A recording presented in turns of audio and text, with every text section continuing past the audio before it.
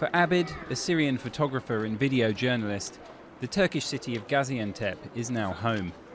He came here after working in Syria became impossible.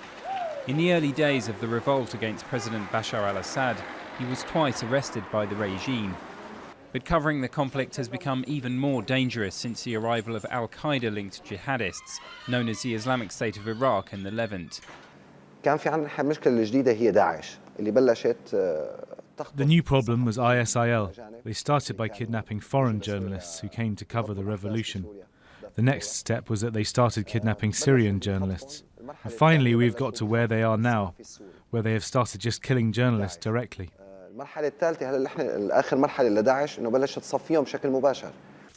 The Syrian conflict has proved particularly deadly for journalists. According to Reporters Without Borders, 27 have been killed since the conflict began in March 2011, including several foreign reporters, such as the Sunday Times correspondent Marie Colvin. Kidnapping has also become a major risk. Dozens of journalists have gone missing, with both regime supporters and opponents accused of abductions. These two reporters from Sweden were released early in January after being held for 6 weeks. We were held in a basement in a house with no electricity for most of the day. Little food, little water, few visits to the bathroom, once a day at most.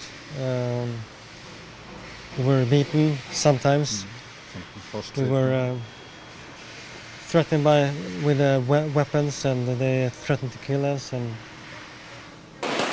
Many news organisations are now having to cover the conflict from afar, as more and more of Syria has become off limits. Journalists in Syria today are threatened with death by everyone. They are threatened with death by all parties. ISIL, the regime, there's no place for journalists in Syria to work. As the fighting has ground on, Syria's civil war has degenerated into a huge humanitarian disaster, with an estimated 130,000 people dead and millions more left homeless.